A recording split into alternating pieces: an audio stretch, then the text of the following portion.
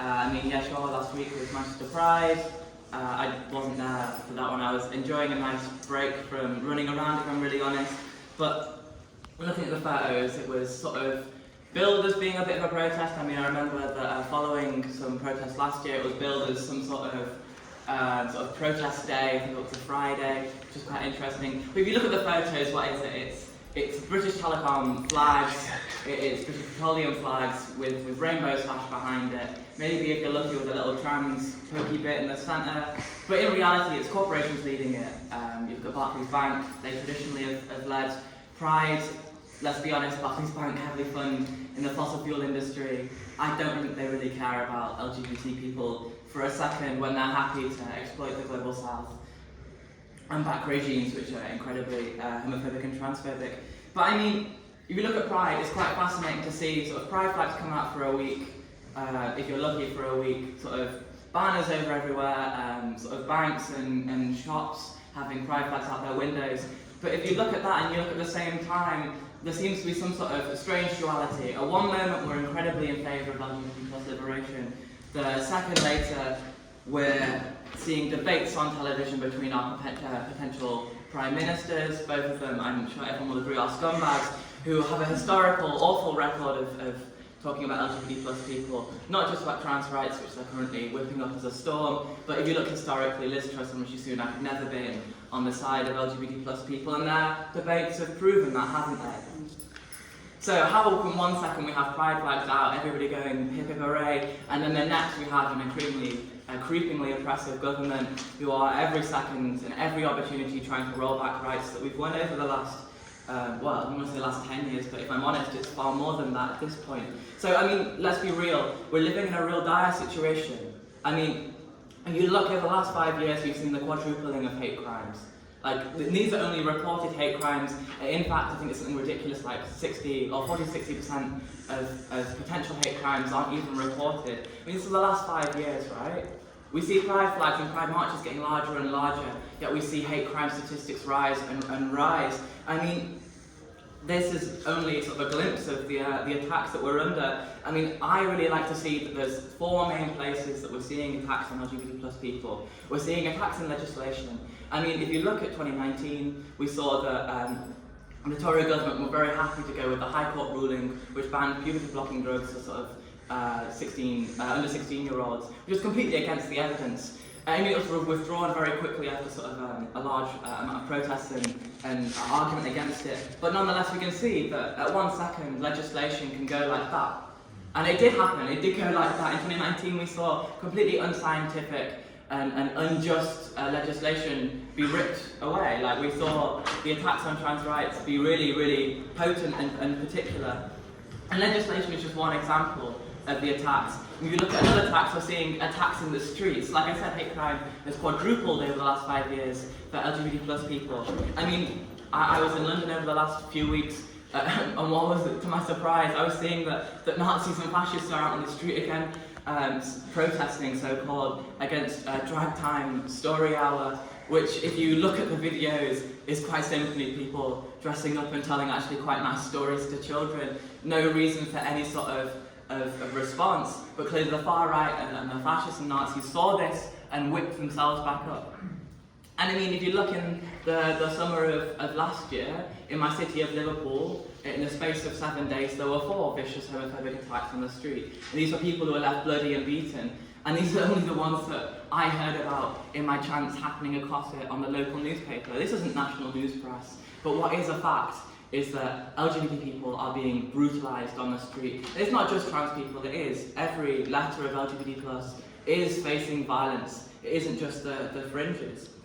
I mean, not only are we seeing attacks on legislation in the streets, but we're also seeing in the media. I mean, recently the BBC decided to publish a quite transphobic article. I mean, the so-called neutral news press are once again taking a side with the right. But I mean, not really 1 week goes past with the Daily Mail, well, I'd argue 1 day is going past the Daily Mail isn't publishing an article saying that, I don't know, trans women with blue hair are teaming up with refugees to take over the British state. I mean, I had blue hair at one point, and I have a lot of refugee friends, but nonetheless, the point is that every opportunity these articles are going out. I mean, I think it was 350 articles were published by the Telegraph last year about trans people.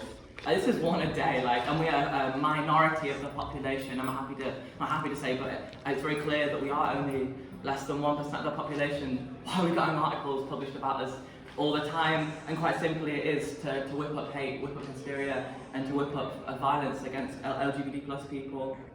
And I mean, that's three places we've seen: the streets, Parliament, the media, but also we're seeing attacks in the workplace. I mean, it's hard to ignore the fact that LGBT plus people are time and time again feeling more uncomfortable to come out in their workplace, more unsure of what is allowed to be even discussed at workplaces.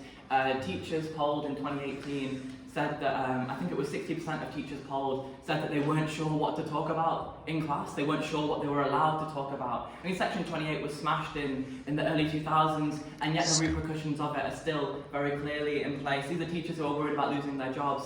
Still, this is almost 20 years later, teachers are still worried about what they can and can't talk about in schools.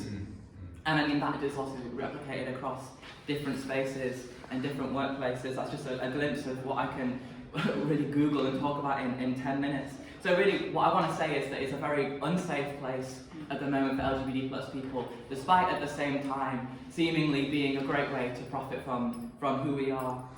And I mean, I say this and it's quite a grim thing to talk about, but I mean, what we have to be very clear about is that over the last 30 years especially, we've made massive gains. It's only now that we're seeing them start to be rolled back. I mean, yeah, look, if we beat Section 28, incredibly oppressive piece of legislation put through by the Thatcher government, which banned the so-called promotion of homosexuality in schools, which in reality meant that you just can't talk about it, and if you do, you risk losing your job. But I mean, this was an incredibly oppressive piece of legislation put through, but we beat it, and we beat it by putting people on the streets. In the same way that Pride itself was an uprising in 1969 within bars and clubs, specifically the Stonewall bar in New York. We too mobilised people on the street, and we beat Section 28. I mean, if you look, we've got the Equalities Act of 2010.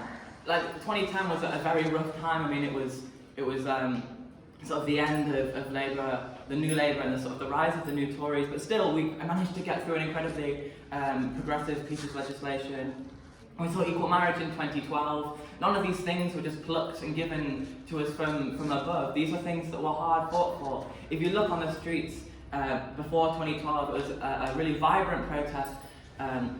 Huge numbers of people from different backgrounds fighting together to get equal marriage in 2012, and we saw the same thing with the Gender Recognition Act in 2004. I mean, these are just rights. I'm not going to say that these are the best thing we could possibly achieve, but what is very clear to say is that over the last 20 years, we've won so much, and it's so fascinating that now we're seeing all that sort of decline. And I mean, we are seeing a decline partly because the right is lost so much over the last 20 years. We've clawed so much from them. I mean, the quote is always, give them an inch and they'll take a mile. And I think the same is true for our side. If you give us an inch, we're going to keep going, we're going to keep fighting for more. That's partly why it's so exciting to see the huge strike wave that we're seeing at the moment. People are starting to ask for more, and that's what we did in the early 2000s. We fought for more, and we won and we won and we won, which is great, and it was hard work, I'm not going to lie. But we're seeing now it slowly starts to be rolled back, the right gaining and clawing back what they lost so hard.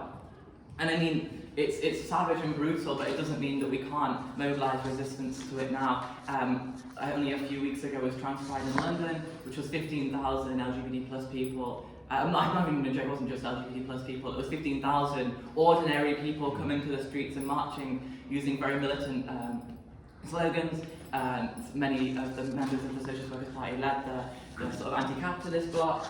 And it was, that was 15,000 people. Last year was 10,000. 2 years before that, because we had COVID, was 5,000. We're seeing a really militant move start to whip up and start to resist the brutal sort of oppression that we're starting to see once again. And so, although this is a meeting, and that what I've outlined is quite a grim context, we mustn't forget that we've done so much in the past, we've won so much, and we can keep winning it. Now, I've only got 30 seconds, but I want to sort of end with a really important quote. which was said at the Stonewall uprising, and it was Sylvia Riviera, one of the leaders of the uprising, was outside the club at the time, and she was told by her partner at the time, look, it isn't safe for you, you're dressed up, she actually looked quite glamorous if you look at the photos, you're dressed up, go home, get changed, you're not safe to be here. And she said, no, this is the fucking revolution, I'm not going anywhere. And if you look at the hospital reports of that night, I think one person climbed a lamppost with bricks in their handbag and dropped on a policeman's head. See, this is the militant action we're needing. We're not needing just individual people dropping handbags of bricks. I'm not opposed to it. What we need is what we saw in the past, which is militant uprisings of huge numbers of people, but most importantly, it's LGBT plus people uniting with every other ordinary people, every other oppressed minority to, I don't know, drop 1,000 bricks on people's heads, but also to fight for so much more. And I'll let Celia talk about that really.